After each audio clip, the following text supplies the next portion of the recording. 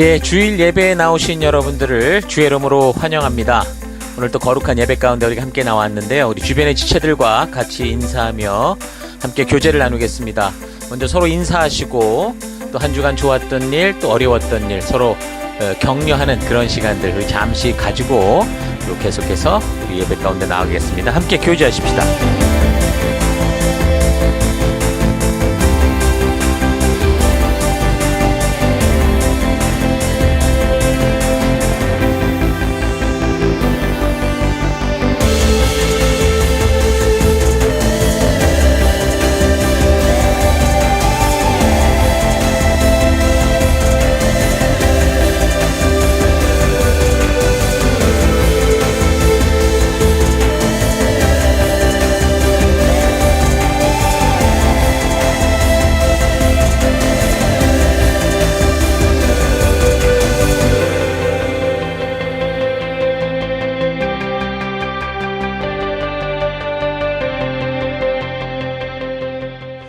예, 이제 우리가 예배 가운데 나아가기 전에 우리 잠시 지난 주간 우리의 삶들을 되돌아보십시다. 우리 하나님 앞에 나아갈 때 더러운 모습, 죄의 모습으로 나아갈 수가 없습니다. 이 시간 다 같이 함께 한 주간을 되돌아보시면서 회개 기도하시고 또 이런 예배를 허락하신 하나님께 감사드리고 우리 하나님 앞으로 온전한 모습이 될 수 있도록 다 같이 우리 잠시 회개하며 기도하십시다. 기도하겠습니다.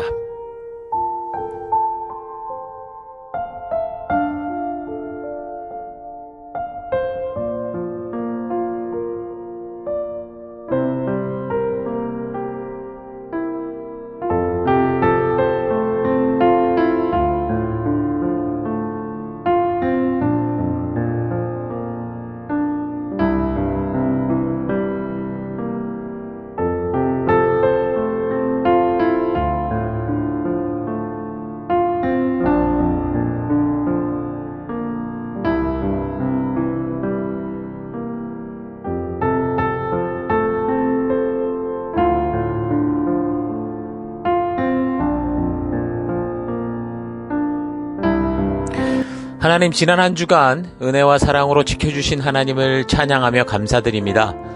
우리가 주의 사랑으로 살면서도 늘 부족했고 또 욕심과 타협하며 살아왔던 삶을 회개합니다. 하나님, 주의 은혜로 회복되기 원합니다.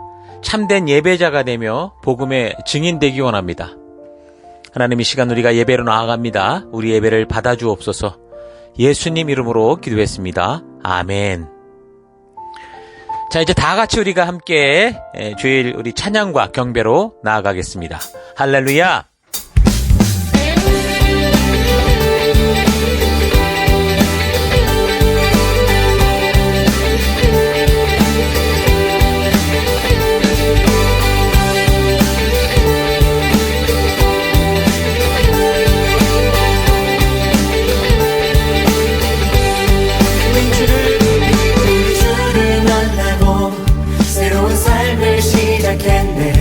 모든 것을 알 수 있을 거라고 자신감으로 가득 설레는 마음만으로 넘어지고 일어나기도 해. 오랜 시간 서서히 차오르는 리듬은 그 걸음을 재촉하지 않고 이정말 다른 삶의 무게로 한 발 한 발을 주며 걸어가게 하는 신비가 있네.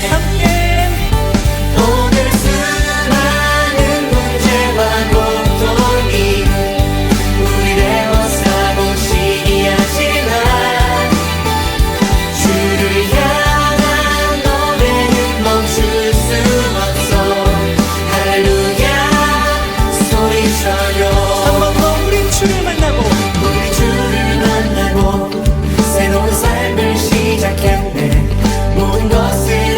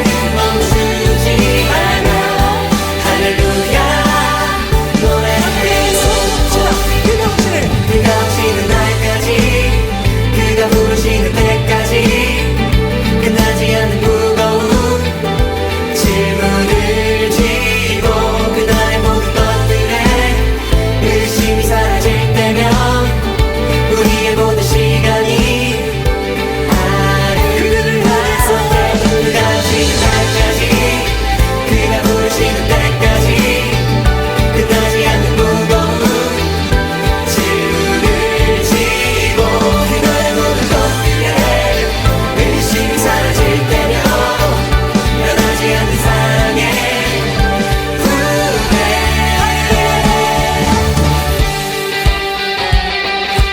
그들은 결국 주님의 사랑에서 우리를 빼앗지 못할 것입니다. 할렐루야.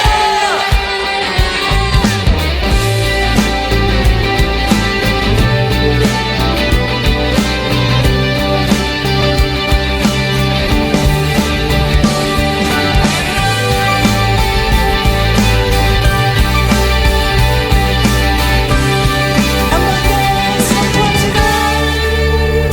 오늘 수많은 문제와 고통이 우리를 벗사모시기 하지만 주를 향한 노래는 멈출 수 없어. 할렐루야 소리쳐요. 여기 수 없는 유혹과 시험이 우리 넘어뜨려 비웃었지만 주가 주신 은혜는 멈추지 않아. 할렐루야 노래해요. 여기 수 없는 유혹과 시험이 우리 넘어뜨려 비웃었지만 주가 주신 은혜는 멈추지 않아. 할렐루야 노래해요. 할렐루야 주의 사랑을 멈추지 않습니다. 그 은혜를 허락하신 주님 감사합니다.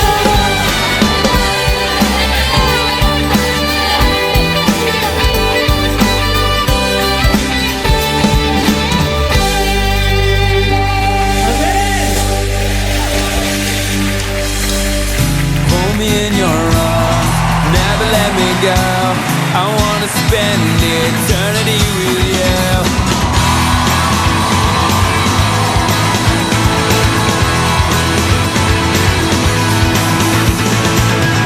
I stand before you, Lord, and give you all my praise. Your love is all I need. Jesus, you're all I need. My life belongs to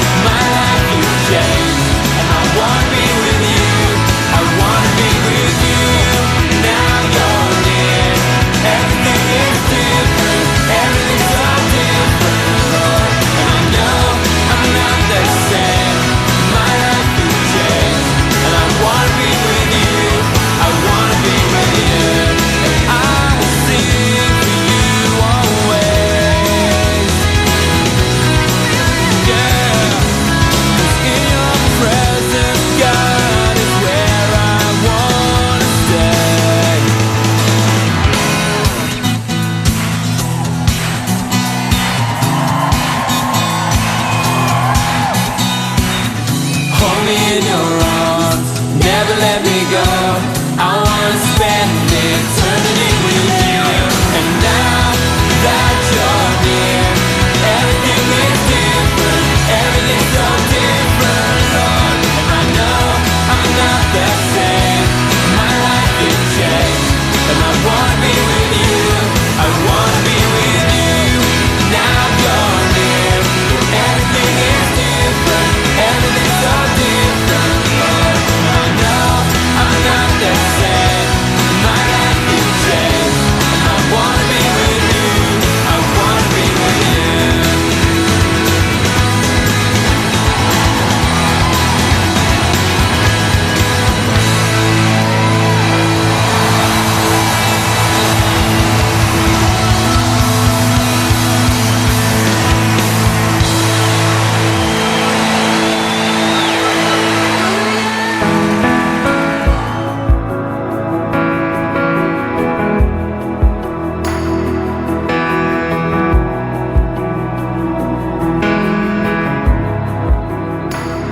You are here, moving in our midst.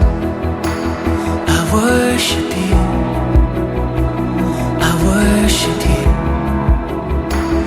You are here, working in this place. I worship you, I worship you. And you are waymaker, miracle worker, promise keeper, light in the darkness, my God, that is who you are. And you are waymaker, miracle worker, promise keeper, light in the darkness, my God, that is who you are. You are here, turning lives around. I worship you, I worship you. You are here and you're healing every heart. I worship you, yeah, I worship you. And you are waymaker, miracle worker, promise keeper, light in the darkness, my God, that is who you are. And you are waymaker, miracle worker, promise keeper, light in the darkness, my God, that is who you are. And that is who you are. Yeah, that is who you are.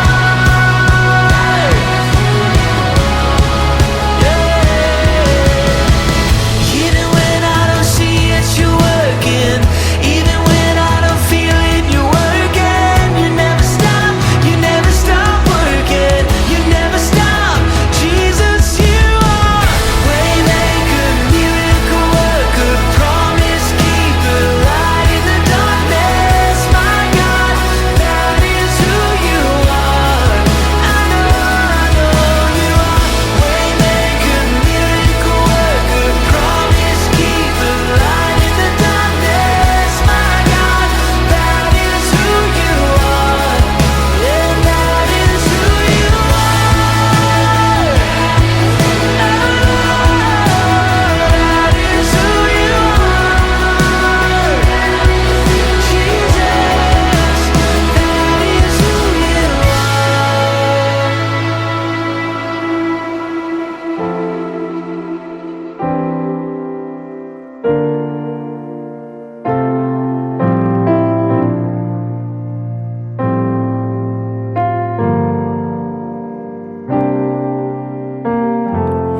우리의 섬김이 더 낮은 곳으로, 우리의 고백이 더 낮은 곳으로 쓰러져 있는 그들을 향해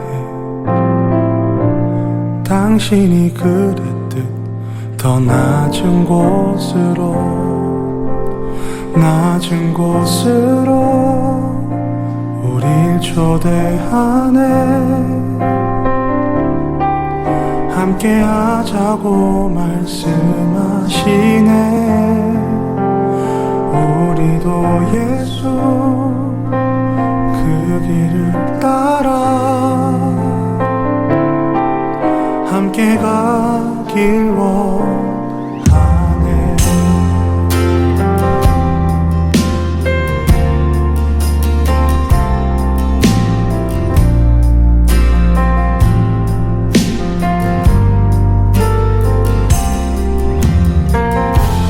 우리의 섬김이 더 낮은 곳으로, 우리의 고백이 더 낮은 곳으로 쓰러져 있는 그들을 향해 당신이 그랬듯 더 낮은 곳으로, 낮은 곳으로 우릴 초대하네. 함께 하자고 말씀하시네. 우리도 예수 그 길을 따라 함께 가길 원하네. 주님이 우리와 함께 하시네.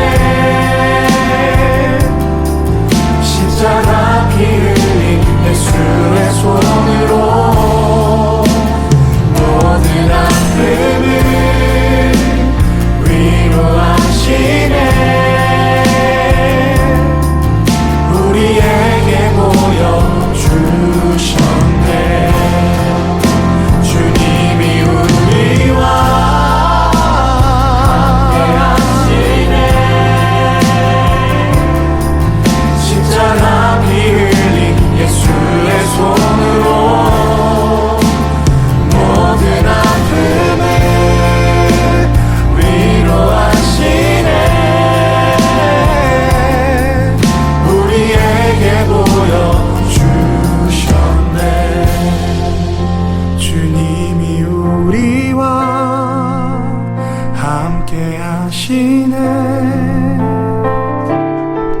십자가 피 흘린 예수의 손으로 모든 아픔을 위로하시네. 우리에게 보여주셨네.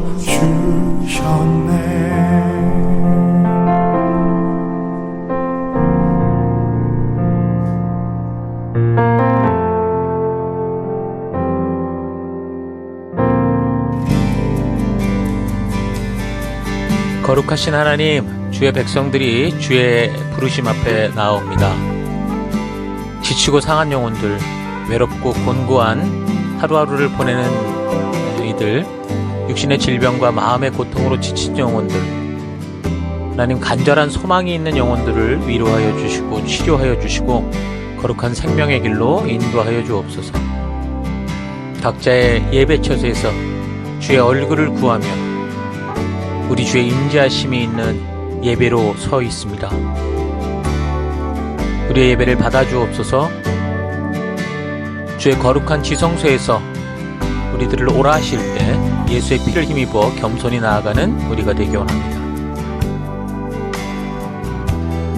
다 같이 사도신경을 고백하겠습니다. 나는 전능하신 아버지 하나님 천지의 창조주를 믿습니다. 나는 그의 유일하신 아들 우리 주 예수 그리스도를 믿습니다. 그는 성령으로 잉태되어 동정녀 마리아에게서 나시고 본디오 빌라도에게 고난을 받아 십자가에 못 박혀 죽으시고 장사된 지 사흘 만에 죽은 자 가운데서 다시 살아나셨으며 하늘에 오르시어 전능하신 아버지 하나님 우편에 앉아 계시다가 거기로부터 살아있는 자와 죽은 자를 심판하러 오십니다. 나는 성령을 믿으며 거룩한 공교회와 성도의 교제와 죄를 용서받는 것과 몸의 부활과 영생을 믿습니다. 아멘. 하나님, 우리의 이 고백이 단지 입술의 고백이 아니라 예배 순서로서의 고백이 아니라 우리의 삶으로 드러나는 고백, 우리 삶의 향기가 되고 우리의 그리스도의 편지로서 드러나는 우리가 되기 원합니다. 오직 주만 바라봅니다. 예수님 이름으로 기도했습니다. 아멘. 우리 주변 분들과 같이 인사하십시다. 하나님께서 당신을 사랑하십니다. 아멘.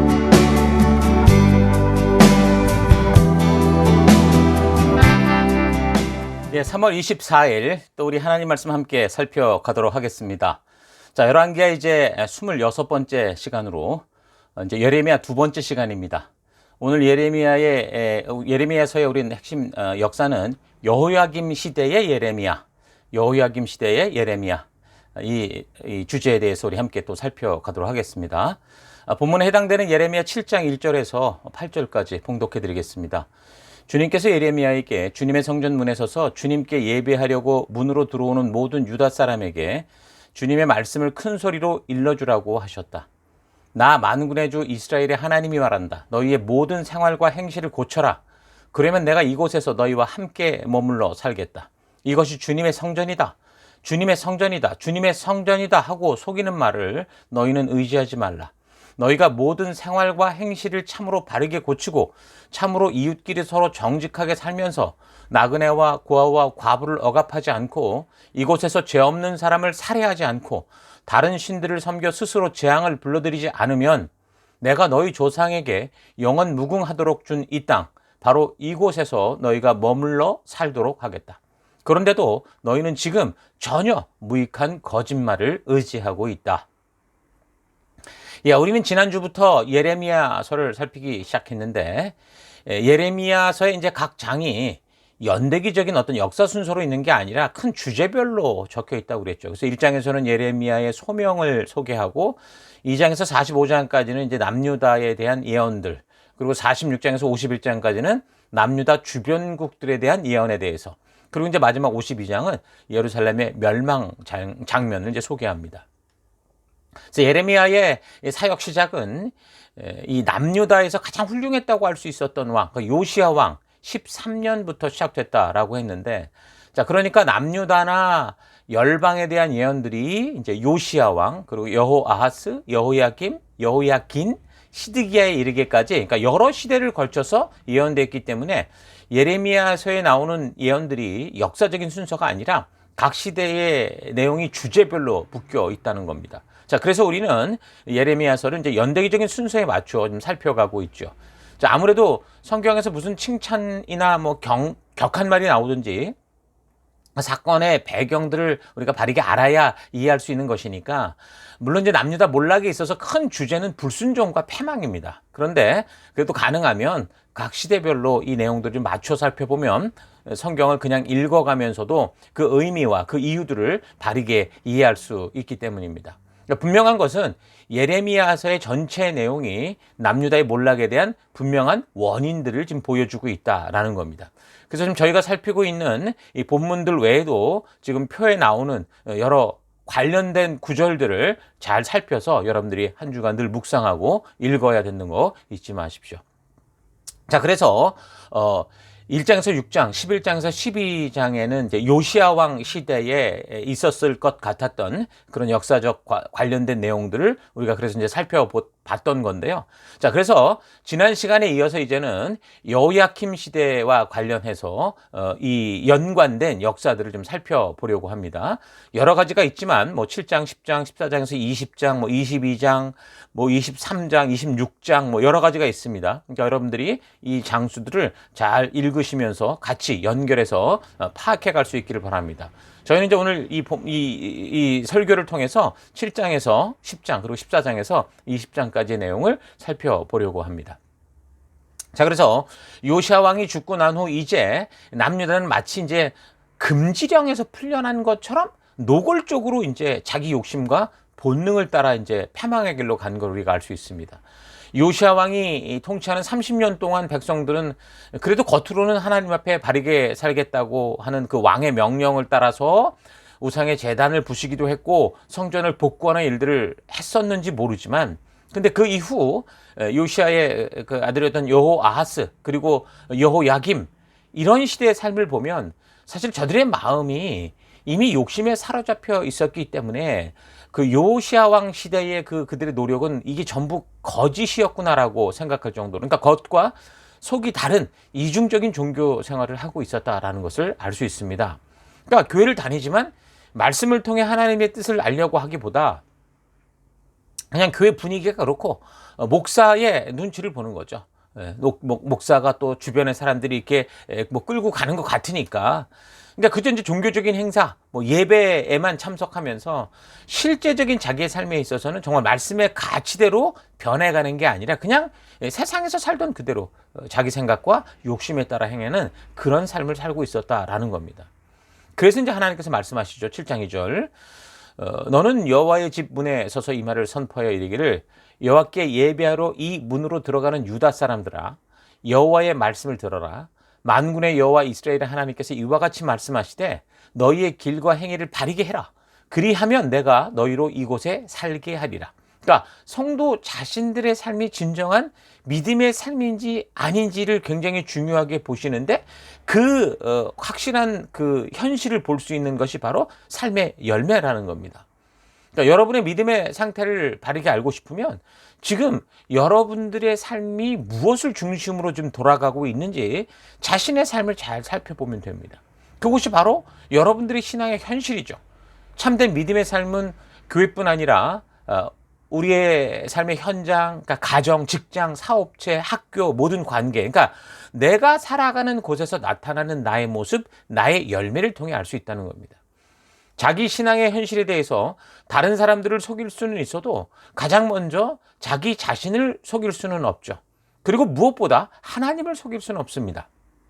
하나님은 우리의 중심을 보시는 분이시죠. 그러니까 하나님은 종교적, 율법적 행위를 원하시는 게 아니고 저들의 자원하는 심정, 그러니까 마음 중심을 보는 그런 하나님이다. 성경은 계속 그렇게 말씀하시고 그런 중심을 보시기에 하나님께서 이렇게 말씀하시는 거죠. 그래서 5절, 너희가 만일 길과 행위를 참으로 바르게 해요. 이웃들 사이에 정의를 행하고 이방인과 고아와 과부를 압제하지 아니하며 무죄한 자의 피를 이곳에서 흘리지 아니하며 다른 신들 뒤를 따라 화를 자초하지 아니하면 내가 너희를 이곳에 살게 하리니 곧 너희 조상에게 영원 무궁토록 준 땅이다. 그러니까 요시야 왕의 그런 거룩한 삶을 향한 노력의 결과 아마도 겉으로 보이는 성전의 예배가 회복됐고 나라의 우상들이 없어져 갔는지 모르지만 그 백성들의 마음은 자기가 원하는 욕심대로 자기 생각을 따라 살아가는 그런 실제적인 불순종의 삶을 살았다라는 거죠. 그러니까 교회당을 지어놓고 버젓이 그곳에서 불법을 행하고 거짓을 행하더라는 겁니다. 그러니까 지금 그런 삶의 모습이 여호야김 시대, 드디어 이제 요시야 왕이 죽고 난 이후에 이제 통제가 되지 않는 그 백성들의 그 모습이 그대로 드러나기 시작한 거죠. 그래서 13절, 여호와의 말씀이니라. 이제 너희가 그 모든 일을 행하였으며 내가 너희에게 말하되 새벽부터 부지런히 말해도 듣지 아니하였고 너희를 불러도 대답하지 아니하였다. 그러니까 하나님께서는 겉으로 보이는 종교 생활이 아니라 사람들의 진심을 보고 계신다라는 거예요. 그래서 하나님은 진심을 잃은 백성들에게 정말 원래 그 부르심의 자리로 돌아오라고 하나님의 마음을 계속 보이셨다는 거예요. 그렇게 수없이 돌아오라 하셨다라는 거죠.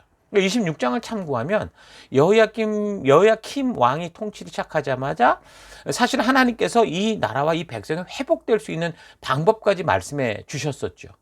오직 하나님의 말씀대로 순종하는 그 자리로 돌아와야 된다라는 거였어요. 왜 그렇습니까?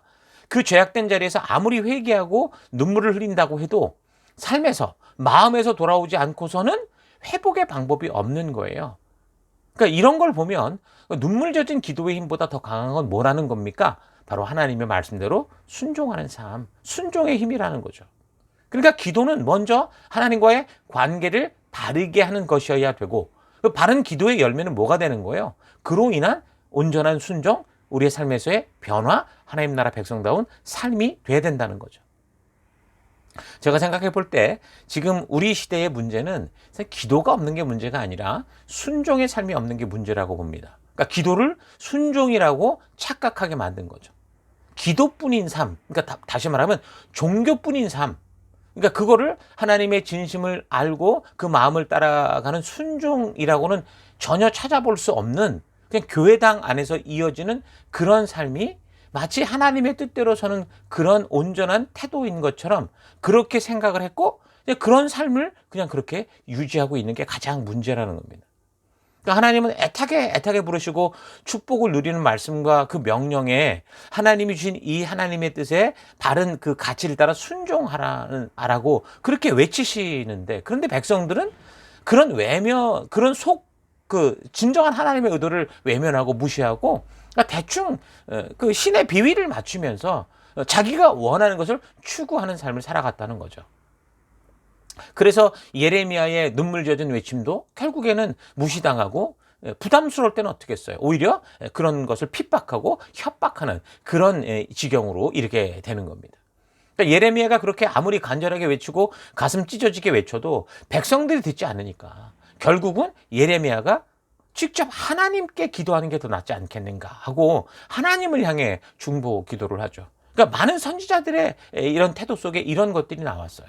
전해야 되는데 전하는데 전혀 듣지 않고 이게 뭐 도저히 회복의 돌이킴의 기미가 보이지 않으니까 오히려 하나님께 더 자비를 구하는 그런 식으로 나아가는 걸 보죠. 예레미야가 그렇게 합니다. 그래서 하나님께서 이 백성을 위해서 비는 기도는 내가 듣지 않을 테니까 이 백성을 위해서 기도하지 말라 말씀하시는 거죠. 16절, 그런즉 너는 이 백성을 위해 기도하지 말라. 그들을 위해 부르짖어 구하지 말라. 나에게 간구하지 말아라. 내가 너에게서 듣지 않을 거다. 너는 그들이 유다 성읍들과 예루살렘 거리에서 행하는 일을 보지 않느냐. 그러니까 지금 이 사람들이 고쳐야 되는 이 사람들이 고치지 않고 있는데 하나님 원래 그런 자 아는 겁니까? 원래 그런 사람들 아닙니까? 라고 그냥 우리끼리 이거 그냥 참아보자. 이건 아니라는 거죠. 아니 회개해야 될 사람, 변화돼야 될 사람, 죽음으로 가는 사람들이 돌이켜 생명의 길로 와야 되는데 그런 의지조차 없는데 그 사람들을 대신할 어떤 중보기도가 힘을 얻을 수 있겠습니까? 그래서 가끔씩 어떤 사람들 중보기도를 요청하는데 삶은 하나도 변화되지 않고 그저 자기가 부담스러워하고 어려워하는 것을 남에게 떼어넘기는 식의 중보를 요구하는 이런 사람들도 있는 걸 봐요. 그러니까 이런 진퇴양난의 상태다 보니까 예레미야도 이러지도 저러지도 못하고 정말 울기만 하는 거예요. 그러니까 이런 상황을 보면 분명히 하나님은 전능자시지만 그렇다고 우리의 마음을 그 전능한 당신의 능력이나 또 그 힘으로 막 억지로 좌지우지 않는다는 거, 그리고 다른 사람들의 열심히 있는 중보 기도를 통해서 마음대로 당신의 뜻을 바꾸고 생각을 바꾸고 이러지 않는다는 게 확실한 거죠. 여러분 그렇다고 해서 또 보면 인간 스스로 그냥 그럼 선택한 대로 그렇게 살아가다가 멸망으로 가라 이렇게 방치하는 분도 아니라는 거예요. 그래서 인간으로서는 이해할 수 없을 만큼 하나님은 하나님의 열심을 통해 그의 백성들을 구하고 이끄시는 일을 하시죠. 그래서 수많은 선지자들을 보내서 성실하게 설득하게 하시고 눈물 흘리며 돌아오라고 사정하시고 위험하다고 소리치시고 그러니까 부지런히 그 백성들에게 생명의 길로 돌아올 것을 호소하시는 하나님이시다라는 거예요. 여러분 그래서 우리가 성경을 보면서 이 뭔가 자기의 능력대로 안 되는 어떤 전능한 힘으로 되지 않는 것을 보면 답답해할 게 아니라 이렇게까지 우리에게 호소하고 계신 이 하나님의 마음을 우리가 깊이 만나야 됩니다. 여러분 언제까지 악을 행하는 데 있어서는 정말 천재처럼 막 비상한 머리가 돌아가는데 하나님 말씀대로 사는 일에는 늘 바보인 척, 순진한 척, 아무것도 모르는 척 하겠습니까? 교회에서 가장 거룩한 교인인 듯하게 살아가면서 사회에 가서는 전혀 하나님과 상관없는 세상과 똑같은 삶을 언제까지 이렇게 살려고 하십니까? 언제까지 사업에 바쁜 척, 직장에 바쁜 척, 학업에 바쁜 척 하면서 불순종의 길을 걷겠습니까? 언제까지 하나님의 말씀을 들을 때는 졸고 영화를 보고 오락을 때는 총명한 눈빛을 하며 그렇게 살겠습니까? 언제까지 그렇게도 복잡하고 어려운 그 어사이먼트들, 사업 계획들, 사업 보고서들은 척척 만들어내면서 하나님의 말씀을 듣고 정리해서 마음에 새기는 이런 일을 계속 외면하겠습니까? 그러니까 이런 영적인 게으름과 실증의 삶을 살면서 핑계와 변명을 늘어놓는 이런 삶이 바로 악한 삶이라고 하는 거고 하나님이 더 이상 그렇게 살지 말라고 하는 거고 그렇게 사는 사람들을 돌아오게 그렇게 외쳤던 시대가 바로 여호야김 이 왕의 시대였다는 거죠. 그래서 7절 공중의 학은 그 정한 시기를 알고 산비둘기와 제비와 두루미는 그들이 올 때를 지키거늘 내 백성은 여호와의 규례를 알지 못하도다. 심지어 새도 동물도 때가 되면 철을 따라 어디로 가야 되는지를 알고 이 동물들도 하나님이 정해주신 그 시기를 알고 때를 알고 집을 찾아올 줄 아는데 이 이스라엘 백성들은 생명의 길인 하나님과의 언약과 규례를 모르고 항상 멀어지기만 하고 도무지 돌아올 생각을 하지 않는 모습을 말하는 거죠. 그래서 그 길의 결과는 패망과 멸망이 될 거다라고 말하는 거예요. 10절. 그러므로 내가 그들의 아내를 타인에게 주겠고 그들의 밭을 그 차지할 자들에게 주리니 그들은 가장 작은 자로부터 큰 자까지 다 욕심내며 선지자로부터 제사장까지 다 거짓을 행함이라. 그들이 딸 내 백성의 상처를 가볍게 여기면서 말하기를 평강하다 평강하다 하나 평강이 없도다. 저들이 멸망의 길에서 돌아서지 못하는 것은 하나님께로 백성을 인도해야 해 사명을 맡은 그 리더들, 선지자로부터 제사장까지 다 욕심에 빠져 있더라는 거예요. 달콤한 것, 신비로운 것들만 말하고 하나님의 심판이 코앞에 다가왔다라는 이 진짜 현실을 말하지 않고 평안하다라고 속였던 그런 때문에 결국은 이 멸망이 온다는 거죠. 그렇다면 순진한 백성들이 그러면 제사장, 그러니까 리더들, 목사들, 제사장들에게 속아서 그랬냐? 아니요. 지옥은, 패망은, 멸망은 속아서 그런 데가 아니라고요. 그렇지 않고 가장 작은 자로부터 가장 큰 자까지 다 뭐래요? 자기의 욕심으로 인해 제사장들이 그렇게 말해주기를 원하는 그 욕망의 덫, 목사가 내가 어떻게 살더라도 괜찮아 라고 말해주기를 원하는 그런 욕심의 덫에 스스로 들어갔다라는 겁니다. 오늘날로 말하면 강단이나 이 성도들이 함께 욕심에 빠져서 하나님이 하지 말라고 하는 것을 서로 분명히 알면서도 늘 낙관론만 외치는 거죠. 괜찮다, 평강하다, 아멘 하면 된다라고 이런 식으로 긍정론에 빠져 있는. 그러니까 강단이나 성도나 지금 온 교회가 한 통속이 됐다라는 겁니다. 그래서 9장도 그 시대에 이런 여호야김 왕을 비롯한 모든 백성들의 삶이 어땠는지를 보여주죠. 12절. 지혜가 있어서 이 일을 깨달을 만한 자가 누구며 여호와의 입의 말씀을 받아서 선포할 자가 누구인고 이 땅이 어찌하여 멸망하여 광야같이 불타서 지나가는 자가 없게 되었느냐. 여호와께서 말씀하시되 이는 그들이 내가 그들의 앞에 세운 나의 율법을 버리고 내 목소리를 순종하지 아니하며 그대로 행하지 아니하고 그 마음의 완악함을 따라 그 조상들이 자기에게 가르친 바알을 따랐습니다. 그러니까 불순종이란 뭐예요? 하나님보다 자신의 생각을 더 옳다고 생각하는 거예요. 하나님의 말씀보다 대중의 생각을, 다수의 생각을 따라가는 거예요. 그래서 하나님의 율례와 규례를 무시하고 외면하고 자기 생각대로, 자기 느낌대로 가는 거죠. 그러니까 교회를 다니는 사람들에게 물어보면 사실 누구나 다 이 말씀이 가장 중요하다 말을 합니다. 그런데 정작 삶을 보면 성경을 보지도 않아요. 누구라도 이해할 수 있는 말로 적혀있는 이 성경을 알아가는 일을 늘 소홀히 하고 오히려 누군가가 무엇을 들었다, 꿈에서 봤다, 이러면 정말 아무도 믿을 수도 없고 믿어서도 안 되는 그런 현상과 그런 일에만 몰리고 매달리는 게 현실이죠. 혹 누군가 난 예언하는 일에 관심이 없다고 그렇게 말하는 사람들도 가만히 보면 공통점이 그래요. 누구나 읽고 들어서 알 수 있는 하나님의 말씀을 알아가는 일에 열심이지 않다는 거예요. 열심이지 않고 그냥 다른 사고 치지 않을 뿐이지 똑같이 열심이지 않아요. 하나님의 백성이 되면 약속의 땅 가나안이 아니라 하나님과의 언약이 있는 신의 산에 먼저 서야 됩니다. 하나님의 뜻을 알아야 하나님의 백성으로 어떻게 살지 알 수 있기 때문이죠. 그래서 목사와 교회의 최고의 사명은 뭐예요? 바로 예수의 피값으로 산 이 생명으로 산 이 백성들을 그 하나님 말씀 앞에, 그러니까 신의 산 약속 앞에 세워서 하나님이 우리에게 하신 언약과 규례와 명령을 먼저 바르고 빠르게 알게 하여 그 하나님의 의도를, 하나님의 이 마음을 알게 하는, 거듭나게 하는 거죠. 목사가 다 중보하고 봉사를 이끌고 선교를 이끄는 게 아니라 성도들 스스로 하나님의 말씀대로 주도적으로 살 수 있게 하는 거예요. 그래서 우리가 지금 교회에서 추구하는 것은 오직 하나입니다. 주님께서 주신 약속과 규례가 무엇인지를 알게 하는 것. 그래서 단지 하나 강단에서는 이 역사와 이 성경에 대해서만 꾸준히 선포를 하고 하나님이 말씀하게 하신 것들을 이야기하고 성도들은 그 주일 말씀을 잘 듣고 요약하고 묵상하고 또 결단해서 어떻게 하자는 거예요? 교회에서만이 아니라 각자 주어진 삶의 현장에서 그 말씀의 가치대로 살아가는 하나님의 백성답게 살아보자는 겁니다. 오늘 우리 교회가 추구하는 일은 거기에 있어요. 교회 봉사에 있어서도 뭔가 많은 일을 하는 걸 원하는 게 아니라 이런 하나님의 마음을 알고 그래서 이 하나님의 뜻을 이루기 위해서 필요한 것들을 나누어 가자는 거죠. 자, 그런데도 그 일주일에 한 번 그 말씀 하나 듣고 묵상하고 나누는 것을 그렇게 힘들어합니다. 사실 정확히 말하면 힘든 게 아니라 싫은 거죠. 이게 영적인 전쟁입니다.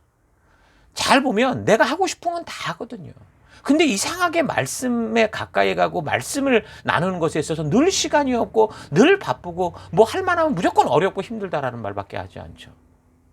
여러분 생각해 보세요. 내가 죽을 병에 걸렸는데 어떤 특별한 이 약을 먹어야 죽지 않는다고 한다면 누가 그 약 먹는 거를 잊어먹고 살겠습니까? 시간마다 정확히 먹지 않겠어요? 그런데 우리는 지금 어때요? 우리가 영적으로 이 약을 먹지 않으면 죽는다고 하는데도 이 약이 뭡니까? 구약과 신약, 하나님의 언약. 그 구약과 신약의 말씀을 기를 쓰고 먹지 않으려고 계속 핑계와 변명. 그 뭐예요? 바로 그게 죽음으로 가는 증상들이라는 거죠. 영원한 죽음으로 가는. 하나님을 무시하고 멸시하는 일은 여러분 2단, 3단들만 하는 일이 아니에요. 오히려 이 사람들은 더 열심인데 자기 마음대로 막 갖다 붙이고 띄고 하는 게 이게 문제인 거죠. 바로 생명의 말씀이 되는 성경을 소리하고 외면하고 살아가는 게 그냥 3단, 2단의 문제가 아니라 그냥 일반적인 정통 교인이라고 하는 사람들의 태도, 이게 지금 문제라는 거예요. 여러분 교회를 다니면서 종교의 길이 아니라 정말 말씀과 동행하는, 하나님과 동행하는 순종의 길로 돌아와야 됩니다. 하나님 좀 그렇게 부르시는 거예요. 그래서 10장도 뭐라고 말합니까? 계속해서 무익한 우상숭배에 빠져 사는 그 여호야킴 시대 이 남유다 백성들에게 계속 말씀하죠. 우상숭배가 바로 자기 마음대로 욕심대로 사는 불순종의 결과다. 자기 손으로 돌을 쪼개 만들고 나무를 파서 나사 조이고 붙여서 색칠한 다음에 그걸 자기 신이라고, 이게 말이 되냐. 근데 이 첨단 과학의 시대를 살아가는 우리들까지도 가끔 보면 그래요. 얼마나 그런 것에 목매여 사는지 몰라요. 제가 이 컴퓨터 일을 할 때도 물론 20, 30년 전이지만 그 IBM 컴퓨터 큰 그 이 007 영화에서 나오는 그런 걸 갖다 놓고 이제 그 기계실 만들어 놓고 작업을 하려고 하는데 제일 먼저 하는 짓거리가 거기다 놓고 그 무슨 이상한 그 놓고 뭐 돼지 대가리 놓고 인상 절하고 이런 거더라고요. 그러니까 하나님께서 지금 그런 우상을 쫓아 헐떡이는 백성들에게 도대체 그런 게 무슨 복과 화를 주고 이게 무슨 너의 미래에, 이 사업에, 너의 삶에 무슨 길이 되겠느냐라고 말씀하시는 거죠. 근데 이 백성들이 지금 그래. 이 시대의 유행이라는 거야. 차를 사면 다 거기다가 술 뿌려가고 뭐 뿌려가고 이래가면서 다 고사 지내고 이런 게 기본이라고 헛소리를 하는 거예요. 그러면서 남들 다 하니까 나도 그렇게 된다고 귀를 기울이지 않는 거죠. 하나님의 말씀에. 이런 모습이 여호야김이 통치하던 시기 남유다 백성들의 삶의 현실이었어요. 이런 불순종의 삶의 결과는 결국 뭡니까? 고통과 멸망이라고요. 하나님과의 약속이 지켜지지 않을 때 마치 교통신호를 지키지 않는 그런 기차가 정면 충돌을 하듯이 불순종의 결과는요, 이 자연들까지도 조화롭지 못하고 충돌을 일으켜요. 그래서 계속해서 14장 유다에 닥칠 그 가뭄과 흉년에 대해서 결국 그런 결과 이제 자연으로까지 그 불순종의 이 여파가 미치는 상황을 이야기합니다. 가뭄과 흉년이 있다는 것은요 아직 끝이 아니라는 거예요. 사실 계속 돌아오라는 경고랍니다. 하나님이 그래도 경고를 하시는 게 가뭄, 흉년 이런 고통이라는 거죠. 하나님의 경고가 아니라 심판이면 끝장나는 거예요. 하나님께서 남유다의 멸망을 예언하시고 심판을 예언하시지만 근데 하나님이 그게 목적이 아니라고요. 하나님의 진심은 패망과 멸망의 길로 가는 게 아니고요. 그 백성들이 지금 당장이라도 그 죽음의 길에서 돌이켜서 회개하고 돌아와서 하나님이 이 땅 가운데 꿈꾸셨던 하나님 나라의 그 약속과 규례와 명령의 자리에서 하나님 나라 백성답게 거룩한 제사장 나라로 빛과 소금으로 살아가는 거죠. 순종을 통해 하나님께서 예비하며 주신 이 평강의 복을 누리면서 하나님을 믿는 믿음의 삶이 어떤 것인지 열방 속에 빛으로 소금으로 보여주는 삶, 하나님 나라가 존재한다, 하나님이 계시다는 것을 보여주는 삶을 원하시는 거예요. 자, 그렇게 보면 우리의 삶 속에서 어렵고 힘든 일이 있을 때가 그렇게 보면 오히려 더 축복의 기회고 역전의 기회죠. 요즘도 비자나 뭐 영주권 관련해서 어려움을 만난 분들은 그러니까 비록 힘들고 어려운 시기지만 그래도 하나님을 의지하고 겸손하게 살아가는 걸 봐요. 붙잡을 게 지금 거기밖에 없으니까. 근데 또 뭔가 잘 풀리는 사람들을 보면 일부러는 아닐지 몰라도 결국은 교만한 모습이 보이기 시작하죠. 어려울 때 하나님만 붙들고 걸어가며 약속했던 것들은 내가 언제 그랬냐는 듯이 다 잊어버리고 마치 나의 수고와 땀이 이걸 맞는 것처럼. 그러니까 이런 기회가 왔으니 이제 정말 내가 그동안 비자가 불안해서 못했던 이런 것들을 더 열심히 감당하고 사명의 길을 걷는 게 아니라 오히려 이제 편리를 추구하고 이제 방 하나 얻었으니 방 2개짜리 얻겠다. 이런 식인 거죠. 그러면서 결국에는 편리를 추구하게 되고 시간 나고 틈이 나면 하나님의 말씀 앞에 바르게 세워가는 자신을 보는 게 아니라 영적인 게으름에 그렇게 빠져 있는 게 당연한 것처럼 살아가는 걸 봅니다. 여러분, 하나님께서 늘 말씀하시듯 그 과거 이집트에서의 위기, 그 광야에서 어려움을 잊지 않는 그런 삶을 살아가야 돼요. 그 인간들도 알잖아요.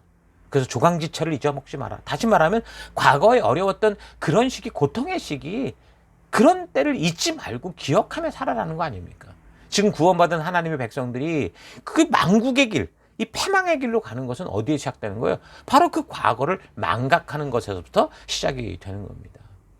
자기가 어려웠던 때 하나님께서 그 은혜로 베푸신 그 하나님의 사랑을 망각했고 예수님이 목숨 주고 살려준 이 생명의 소중함을 망각했고 그래서 신앙의 퇴보를 시작하는 사람들의 말을 보면 이제는 불평이 많아요. 감사가 없어져요. 불평과 불만과 핑계와 변명이 자꾸 많아지는 걸 봅니다. 여러분의 삶에는 감사가 많습니까? 불평과 불만과 핑계와 변명이 많습니까? 하나님께서는 그의 백성들이 이런 연약한 존재임을 아셨기 때문에 그들에게 그 과거의 고통의 때를 잊지 않게 하기 위해서. 왜요? 저들을 위해서 그 과거에 잊어먹지 말아야 될 그날들 기억하게 하기 위해서 뭘 지키라고 그랬어요? 유월절, 초막절, 그리고 추수감사절 이런 걸 매년마다 기념하고 기억하며 살라고 그랬어요. 이제 이번 주간이 고난주간으로 또 이제 우리가 예수님의 그 죽으심을 또 우리를 위해 또 살아나시는 것을 우리가 기억하는 그런 시간들입니다. 이런 날들을 통해 우리는 기억하고 우리 가슴에 우리가 부름받은 그 이유들을 기억해내야 돼요. 그리고 그 뜻을 따라 그 겸손한 마음으로 살아가야 되는 거죠.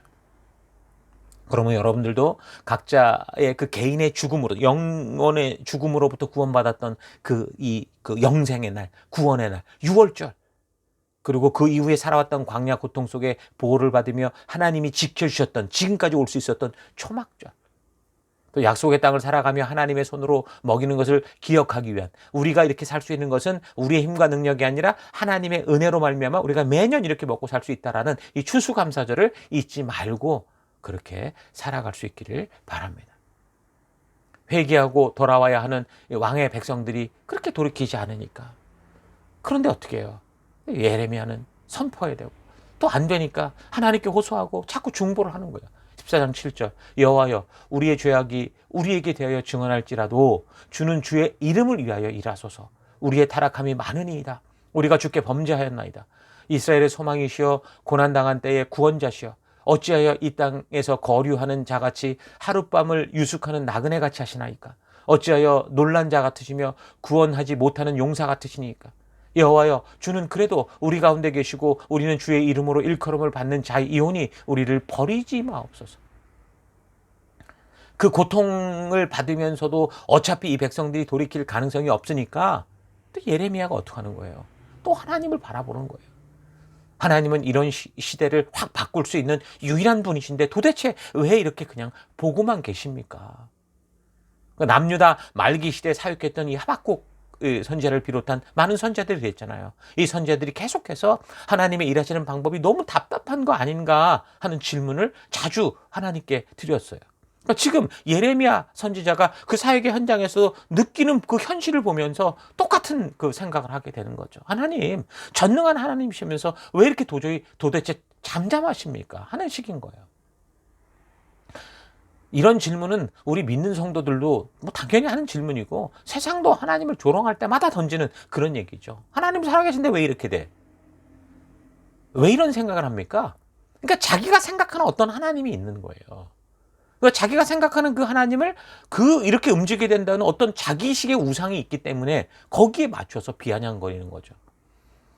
근데 그런 것들이 우리의 삶의 현재, 예를 요즘 TV나 영화 같은 데 보면 자기들이 만든, 자기들이 원하는 대로 움직이는 어떤 그런 파워를 만들어내죠. 여러 가지 영웅으로 각색을 해서, 예? 슈퍼맨을 비롯해서 그 영웅 시리즈들이 있잖아요. 여러 모양으로 만드는 거예요. 그 영화 제작자들은 사람들의 이런 마음을 읽는 거죠. 그러니까 뭔가 사람들이 원하는 이거를 막 풀어줄 수 있는 그런 것들을 주인공의 역할에 아주 잘 섞어 넣어서 그 사람들이 그런 영화를 보면 가슴이 시원해지게 생각이 드는 거예요. 그 얘기는 뭐냐면 내가 생각하는 대로 제가 움직이거든요. 근데 정말 생각해 보세요. 하나님께서 우리가 영화에서나 보는 식의 사람, 그런 슈퍼맨들이 만들어내는 그런 하나님처럼 행한다면 그것이 정말 정의롭고 진정한 공평과 온전한 사회가 될 수 있을까요? 그런 영웅 영화에도 보면 자기들끼리 이런 초월적인 사람들을 이렇게 사회에서 격리시키고 못하게 하는 이런 얘기들이 또 자기들의 이슈가 돼서 나오는 걸 보지요. 왜 그럴까요? 그렇게 된다고 그게 공평하지 않고 진정한 자유가 아니라는 걸 알기 때문인 거예요. 결국은 누군가에 의해서 조정당하고 조작되는 그런 사회구나라는 걸 깨달으니까 이건 자유가 아닌 걸 아니까 하나님 주신 분명한 자유가 우리 안에 있기에 그런 것에 대해서 의문을 품게 돼 있는 거죠. 여러분 요즘 선지서들을 살피면서 발견되는 이 참된 하나님의 마음, 그 모습, 일하시는 모습 여러분 절대 우리는 잊어서는 안 됩니다. 전능한 하나님께서 왜 이렇게 일하시는가 우리가 바르게 알아야 돼요. 여러분 하나님은 전능하시지만 사람들에게 사역하실 때 오히려 무능해 보이실 정도로 인간을 지은 하나님이 인간 손에 죽었다. 이게 말이 됩니까? 근데 그럴 정도로 사람들의 자유의지를 인정해 주시는 인격적 사역을 하시는 걸 볼 수 있어요. 천지를 창조하시고 죽음의 고통 속에 있는 백성을 그 이집트에서 기적적으로 구원하시고 광야에서 기적을 베푸시던 놀라우신 하나님이신데 그런데 성경의 역사를 보니까 그런 역사가 분명히 있는데 또 보편적인 이 흐름을 보니까 사람들 때문에 이러지도 저러지도 못하는 그런 모습을 보죠. 그러니까 이런 하나님의 마음을 이 성경을 바르게 보고 이해할 수 있는 사람이 얼마나 될까? 우리가 아는 하나님은 다 기도만 하면 땅이 쩍쩍 갈라지고 비를 내리게 하고 우리가 소풍 가는 날에는 무조건 쨍쨍하고 비도 안 오고 안 되던 사업은 뭐 내가 예수 믿으니까 대박치고 예? 준비되지도 못한 시험인데도 거기서 1등하고 우리가 간절히 원하는 바고 바라고 고대하는 그 소망하고 기대하는 바로 움직이는 그 하나님이 우리가 기대하는 하나님인데 그런데 어때요? 성경은 그렇게 하질 않아요. 성경은 지금 그런 역사를 우리에게 말하질 않아요. 사람은 의욕, 자기 욕심이 앞서서 하나님의 전능하신 능력을 마음대로 사용하려고 하는데 성경의 역사는 하나님이 그렇게 사역하지 않는다는 걸 분명하게 얘기를 하죠. 성경의 역사를 보시고 이 세계의 역사를 보세요. 지금 당장 그 북한국이 그렇게 망했고 지금 남유다 예루살렘이 망해 가는데 하나님은 지금 이러지도 저러지도 못하고 사람을 보내서 돌아오라고 하셔요. 결국 그래서 이스라엘이 역사 속에 흐지부지 없어져서 나중에 세례 요한, 그러니까 예수님이 나오는 시기까지 거의 400년 동안 이제 침묵기가 생기는데 그동안 정말 침묵기라고 할 정도로 이러지도 저러지도 못하시는 거죠.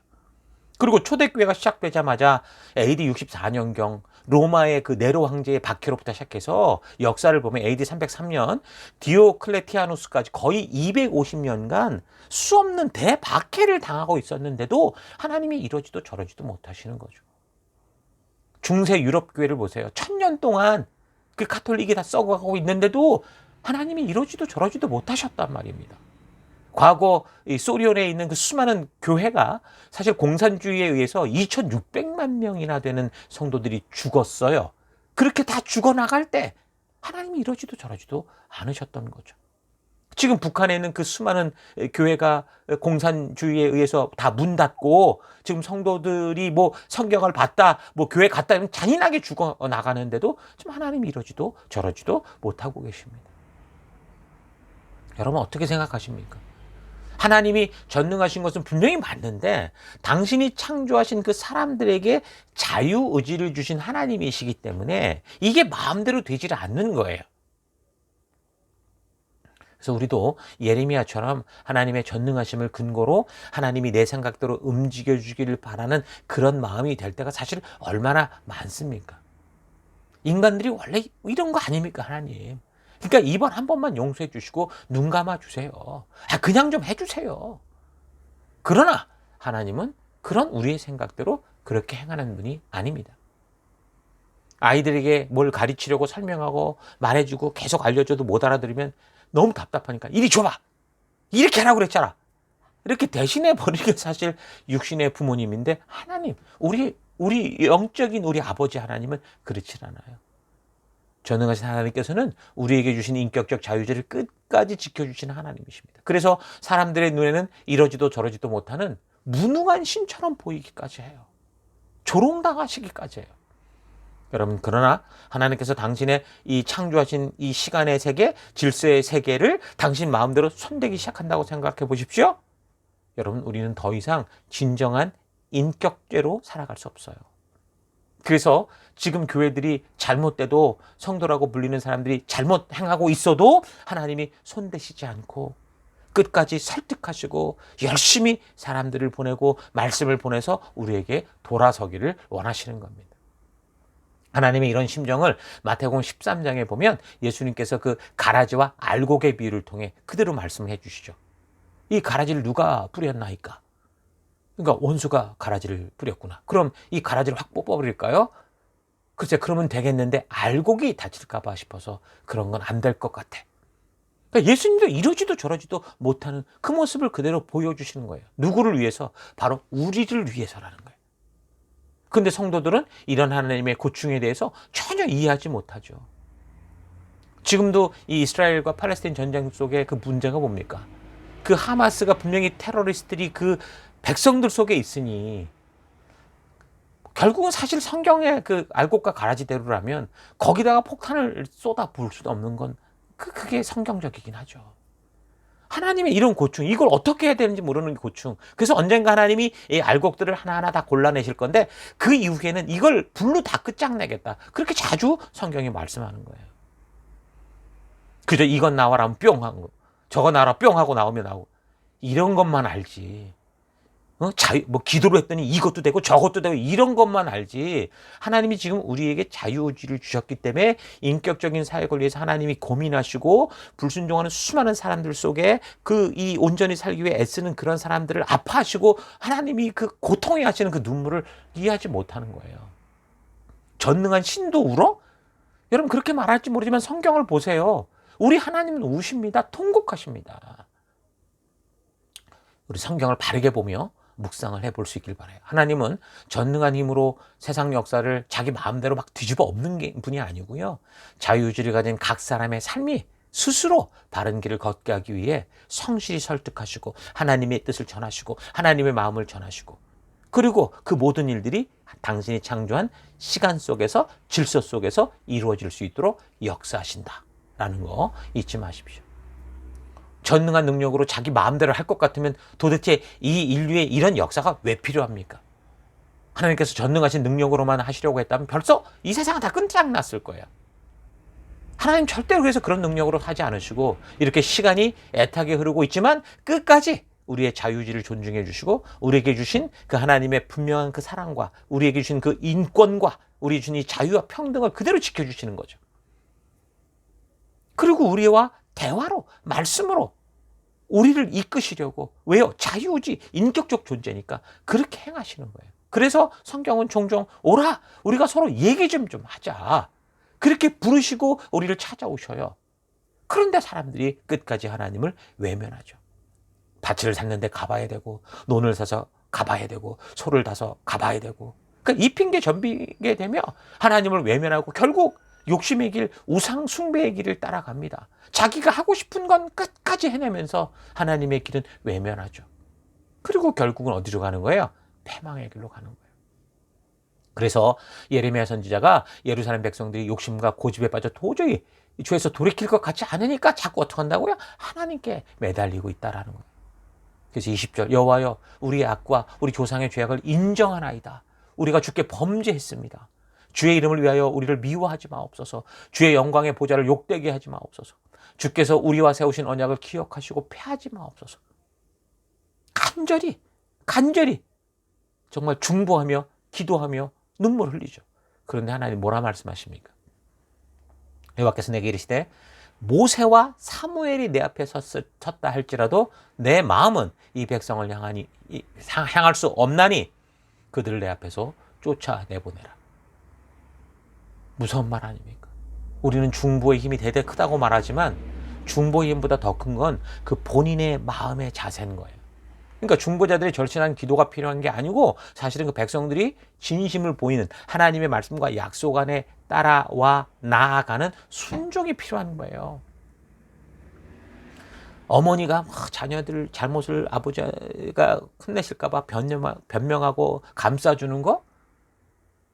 아버지가 그런 걸 알면서도 참아주는데 그럼에도 불구하고 자녀가 어떤 도를 넘어서기 시작하면 이 아버지와 바른 아버지의 징계와 교육은 더 이상 어머니의 간절한 눈물과 변명으로도 대처될 수가 없는 거예요. 왜요? 그 자녀들을 위해서. 여러분의 삶이 하나님의 말씀대로 순종하는 그런 삶이라면 여러분 정말 저는 열심히 기도하라고 말하고 싶어요. 기도가 아마 저절로 나올 거예요. 그러나 여러분의 삶이 하나님 말씀대로 순종하는 삶이 아니라면 여러분 기도하고 싶을 때 먼저 생각해 보세요. 먼저 말씀을 바르게 알고 이게 지금 하나님의 의도와 뜻, 주의 뜻대로 무엇을 구하는 것인가 여러분 기억하고 그렇게 기도하는 삶이 돼야 돼요. 기도를 해도 정말 기도한 것처럼 정말 기도에 그렇게 고백을 했으니 그렇게 말씀대로 순종하는 자리까지 나아가는 그런 기도가 돼야 돼요. 하나님의 말씀이 여러분의 삶의 현장에서 나타나지 않는다면 이건 어떤 사람이 중보를 해도 그건 아무 소용이 없다라는 거 여러분 기억하십시오.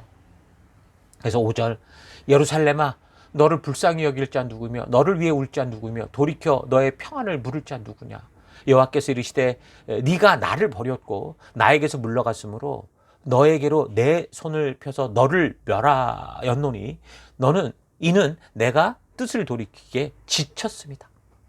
여기서 하나님이 지쳤다고 말하는데 이 말씀이 개역성경으로는 염증이 났다 이렇게 적어요. 그러니까 출애굽으로부터 860년간 지금 따지면 거의 1000년간 저들을 기다리고 달래고 돌이키려고 해도 끝까지 죄를 고집하며 하나님과의 언약대로 살아가는 순종의 삶으로 나오지 않았단 말이죠. 단지 1000년간의 기다림이 길어서 시간이 많아서가 아니라 지금 그 백성들을 보니 어떤 거예요? 돌이킬 기회를 줘도 아무도 그들의 마음속에 그들의 욕심으로부터 돌이킬 마음이 없다라는 그 현실을 말하는 거예요. 7절 내가 그들을 그 땅의 여러 성문에서 키로 까불러 그 자식을 끊어서 내 백성을 멸하였나니 이는 그들이 자기들의 길에서 돌이키지 아니했다라고 말해요. 그 사람이 하나님의 음성을 끝까지 거절하고 자기 욕심에서 끝까지 돌이키지 않을 때 다시 말해서 핑계와 변명, 불평과 불만만 늘어놓을 때 그러니까 불순종할 때 결국 멸망으로 떨어지는 거예요. 이 세상의 마지막이 언제냐고 물어보는데 성경의 계시록을 보면 분명히 마지막 말세 때 벌어질 그런 현상들이 나오고 있으나 그러나 분명한 것은 그때가 바로 어느 때냐면 바로 이런 때예요. 하나님의 마음으로 돌아올 사람이 아무도 없을 때. 이미 돌이킨 사람은 돌이켰고 그렇지 않은 사람들은 끝까지 돌이킬 아무런 가능성이 없을 때 모든 생각이 악할 뿐일 때 그때 세상의 종말이 오는 겁니다. 마음 중심을 돌이켜야 돼요. 그 마음은 다른 누구나 환경이 아니라 뭐예요? 자유의지를 가진 내 스스로 선택하고 결정하는 겁니다. 이것이 하나님이 창조하신 인간의 원리인 거예요. 그런데 마음 하나 돌리는 것이 그렇게 힘들고 어렵다는 것 여러분 잘 알고 있죠? 한번 욕심에 사로잡히면 그걸 벗어나는 건 정말 지옥의 불구덩이에 떨어져야 알 정도입니다.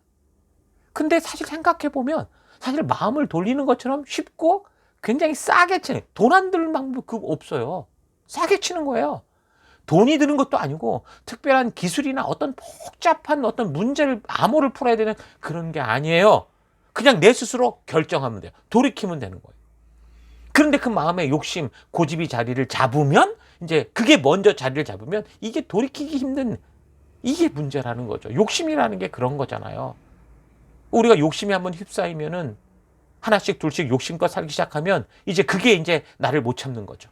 식욕, 성욕, 모든 게 다 그래요. 그래서 성경이 말하잖아요. 욕심이 잉태한 즉 죄를 낳고 죄가 장성한 즉 사망을 낳는다. 그러니까 성경은 욕심과 고집 때문에 비참한 인생으로 끝나는 사람들의 이야기가 수없이 나와요. 모든 게 너무도 풍족했던 그 에덴 동산을 보세요. 거기서 자기가 가지고 싶은 거 그거 하나 그 선악과 하나 때문에 죄를 범했던 아담과 하와 이야기부터 옷 한 벌, 금덩이 하나, 그 은 몇 덩이 숨기겠다고 결국은 죽었던 아간의 가족들. 그리고 은 한 덩이, 옷 두 벌에 눈이 어두워가지고 선지자를 속이고 문둥병을 얻게 된 게하시. 결국 은 30에 눈이 멀어서 예수님을 팔아봤던 가룟 유다. 대표적인 인물들. 근데 모든 게 다 그런 얘기들이 꽉 차 있어요. 여러분, 욕심과 고집은요, 눈을 멀게 하고 마음을 불평과 불만, 변명과 핑계로 가득 채웁니다. 그러니까 게으름이 무서운 죄라는 거는, 게으름이라는 게 하면 되는 일에 대해서 끝까지 변명을 늘어놓는 상태거든요. 지금 일어나서 하면 되는데 조금만, 잠깐만, 5분만, 1분만. 그러니까 자기 욕심대로 버티고 싶은 만큼 버티는 거기 때문에 이게 죄라는 거예요. 다툼이 많고 깨지는 그런 가정들을 잘 보면 똑같아요. 대부분 어느 한쪽이 아니라 쌍방 모두가 자신이 요구하고 자신이 바라는 이것을 버리지 않겠다. 난 이걸 하겠다라고 계속 주장하기 때문에 대부분 그런 욕심을 버리지 않기 때문에. 근데 그거가 바로 상대방을 위한 거, 너를 위한 거야. 이렇게 포장되어 있으니 이 전쟁이 더 무서운 거죠. 오늘 이 시대의 풍토라는 게 자기가 있는 것에 자족하는 게 아니라 남과 비교해서 이 만족을 삼는 분위기여서 이미 많은 가정이나 청년들이 그런 비교시계로 인해서 욕심이라는 함정에 빠져 허덕이면서 그렇게 살아가는 걸 볼 수 있습니다. 심지어 아이들까지 이런 문화에 빠져 있기 때문에 어른 세대와 다를 바 없이 이미 지나친 욕심, 과한 고집에 빠져 있는데도 그냥 그게 그냥 평범하고 개성 있는 삶이라고 스스로 속으며 살고 있는 거예요. 쟤들이 나이키를 신으면 나도 신어야 되는 거고, 쟤들이 500만 원짜리 그 무슨 이 잠바를 사면 나도 사야 되는 거예요. 그래서 어떤 자료를 통해서 이런 세대들의, 오늘 이 세대들의 특성을 보면 이렇게 말하죠. 극히 자기중심적이 돼버렸고 자기 멋에 살고 오늘 지금의 만족을 위해 산다. 둘째, 자신 스스로가 그래서 그런지 자기에게 피해를 입히지 않는 이상 남에게 관대하고 수용적이고 긍정적이고 자신감 있어 보인다. 셋째, 자기중심적이다 보니까 헌신의 의미를 잃어버렸고 책임이라는 것에 대해서 굉장히 의아해한다. 넷째, 자기 감정을 잘 드러내고 지금 당장 원하는 것이 이루어지지 않으면 쉽게 회의적이고 참을성이 없다. 다섯째, 오늘의 만족을 살다 보니까 방향성이 부족하고 자꾸 직업을 바꾸며 여행을 많이 한다. 여섯째, 굉장히 물질 중심적이고 컴퓨터나 모바일폰 등 모든 것에 아주 중독적인 경향이 있다. 일곱째, 사람과의 관계에서도 책임 없는 동거관계로 살면서 만약 결혼한다면 20대 말 30대를 넘어선 나이에 한다. 여덟째, 자기중심적이다 보니 이런 세대들이 형성하는 모든 관계는 불완전한 경향이 있다. 이렇게 말합니다. 그러니까 자기중심적이라는 것은 남을 향한 배려가 없다는 거고, 남을 향한 배려가 없다는 것은 하나님에 대한 의식을 전혀 하지 않고 자기 욕심을 따라 살아가고 있다라는 뜻이 되는 거죠.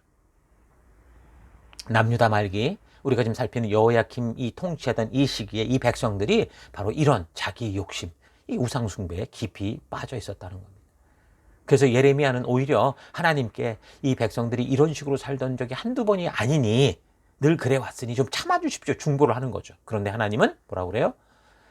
이런 삶, 너희의 뜻을 돌이키는 삶에 내가 염증이 났다라고 말씀하십니다. 예레미야가 그럼 얼마나 답답하겠습니까? 하나님께서 주신 사명은 돌이킬 수 없는 사명인데, 이거는 생명의 길인데, 이제 북쪽 바벨론으로 인해서 멸망당하고 포로로 잡혀가는 이 일이 결국은 이게 번복될 수 없게 됐구나. 그런데도 욕심에 가득한 이 백성들이 이런 하나님의 뜻을 듣고도 자기만 위해 살아가는 이런 삶을 사니 중간에서 자기는 정말 너무 힘든 거죠. 그래서 이런 사실 앞에서 예레미야가 자기가 이렇게 태어난 걸 원망할 정도였어요. 자기가 이렇게 태어난 게 너무 힘들고 고통스럽다라는 거죠. 그래서 20장 14절 16절을 보면 그런 얘기를 해요. 예레미야가 자기가 태어난 날을 저주할 정도로 힘들고 어려웠던 그 현실을 얘기합니다. 저는 오늘 우리 세대 속에 바른 말씀을 전하는 사역자들, 그런 교회들이 똑같은 이런 아픔 속에 있다고 봅니다. 다 자기 욕심에 빠져버린 사람들에게, 그런 우리 애들에게 먹힐 그 본문의 성경 본문이라고는 죄에 대해서 이런 건 건드리지 말고 그저 잘 된다, 복 된다, 축복 준다, 잘 풀린다, 그래도 언젠간 넌 괜찮아질 거야, 이런 것만 해야 되는 거죠. 그렇지 않으면 누가 들어오려고 하지도 않으니까. 예레미야가 그렇게 바른 말씀을 전해야 하니까 그럼 백성들이 어떻게 했겠어요? 듣기 싫은 백성들이 가만히 뒀겠어요? 바른 말씀이 선포될 때 결국은 이 세상의 행동을 보세요. 예수님을 죽였고요, 선지자들을 죽였어요. 자, 그러니까 하나님께서 그의 말씀을 가감하지 않고 바르게 전하는 선지자에게 이렇게 말하죠. 20절. 내가 너로 이 백성 앞에 견고한 놋 성벽이 되게 하리니 그들이 너를 칠지라도 이기지 못할 것은, 그 무슨 말이에요? 놋 성벽이 돼가지고 아무도 나를 건드리지 못하냐? 아니요, 쳐요. 치고 죽이려고 한다고요. 근데 하나님 뭐라는 거예요? 지키겠다라는 거죠. 너를 지키겠다. 그러니까 하나님의 말씀과 명령대로 바른 말, 바른 길을 갈 때 이 세상은 결코 그런 성도나 교회를 가만히 두지 않을 겁니다. 예수 믿으면 대로가 열리는 게 아니에요. 바른 길이 열리는 게, 바른 길. 위협과 핍박이 있습니다. 그러나 생명의 길인 거죠. 그래서 하나님께서 악한 자들의 그 손에서, 그들의 공격에서 너희를 구원하겠다. 요시야 왕 같은 경우는 이 시대가 겉으로는 그런데 이제는 심판을 모면할 수 없는 그런 시대가 되니 하나님이 그를 젊은 날 데려가신다. 알곡을 거두신다. 그렇게 말씀하시잖아요. 자, 이런 얘기들이 계속되고 있습니다. 자, 우리가 지금 7장에서 10장 그리고 14장에서 이 10장의 내용을 중심으로 살폈는데, 나머지 지금 표에 나와 있는 이 여호야김 시대와 관련된 다른 이 성경의 예레미야의 여러 장들 속에서도 계속해서 사실 이런 얘기가 계속 고발되고 있습니다.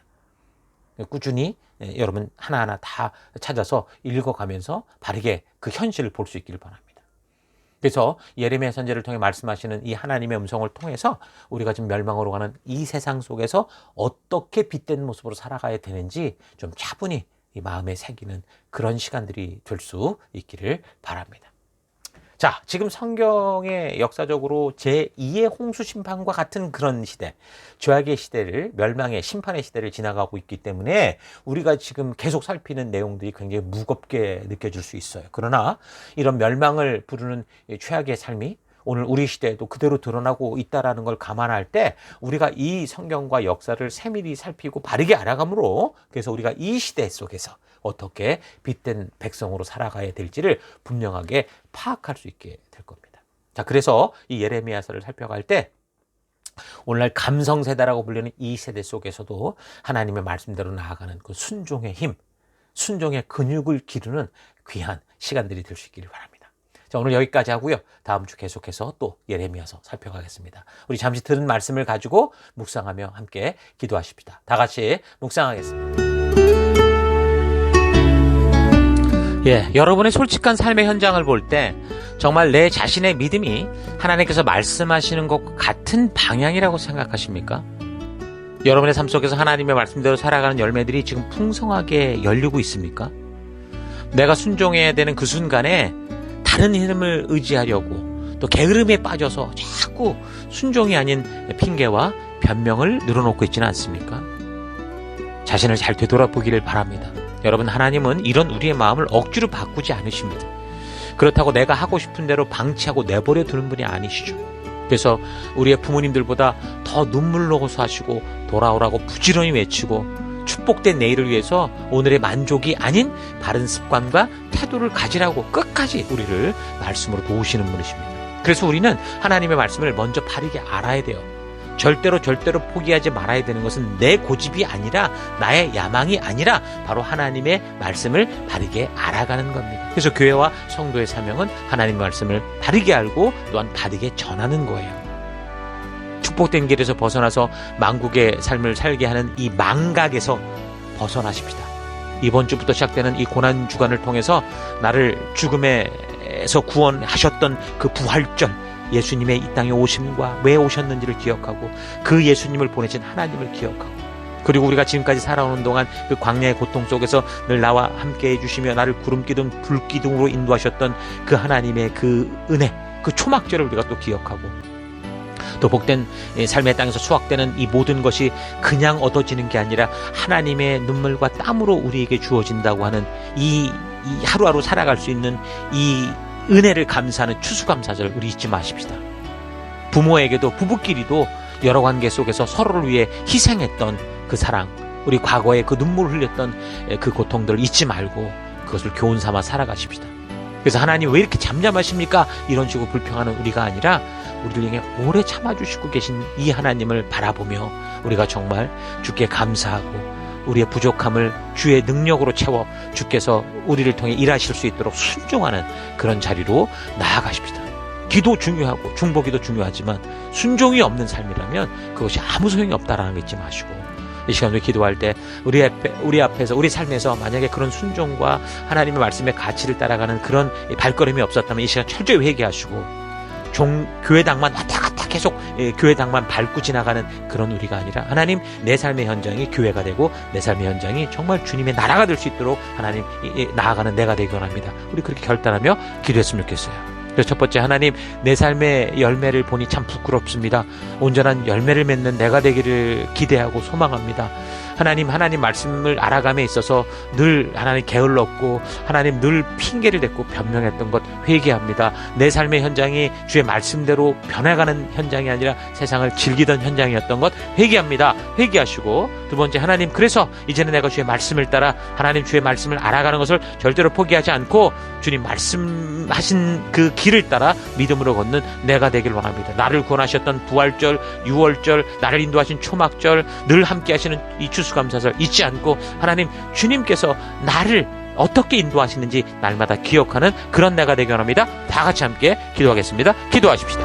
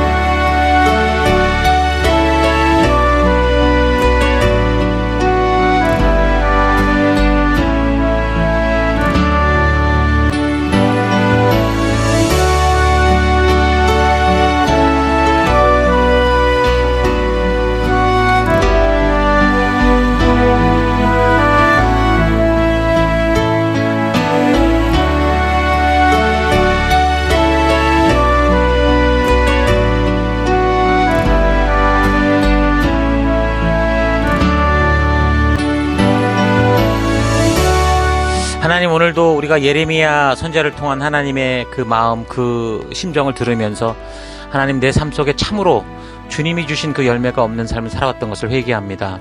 온전한 열매 맺는 삶이 아니라 늘 나의 만족과 유익을 위해 살아왔던 것 회개합니다. 순종해야 될 때 늘 게을렀고 그래서 핑계와 변명을 대며 결국은 그러면서도 내가 하고 싶은 것을 위해서 5분만 10분만 이것만 2번만을 외치며 늘 결국은 불순종했던 삶 회개합니다. 하나님, 용서해 주옵소서. 하나님의 말씀을 알아가는 일에 있어서 이제 절대로 포기하지 않는 내가 되기 원합니다. 우리를 억지로 조작하지 않으시고 늘 정의롭고 공평한 그 자리에 있게 하시는 우리 하나님 감사합니다.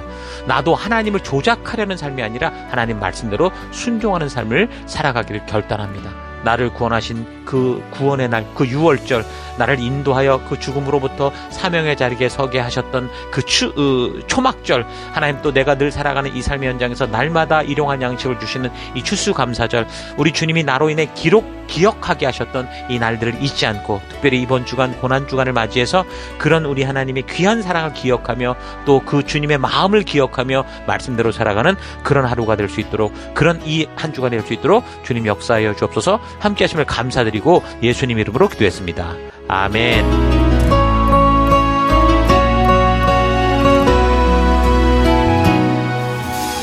Through you, I can do anything. Oh, I can do all things.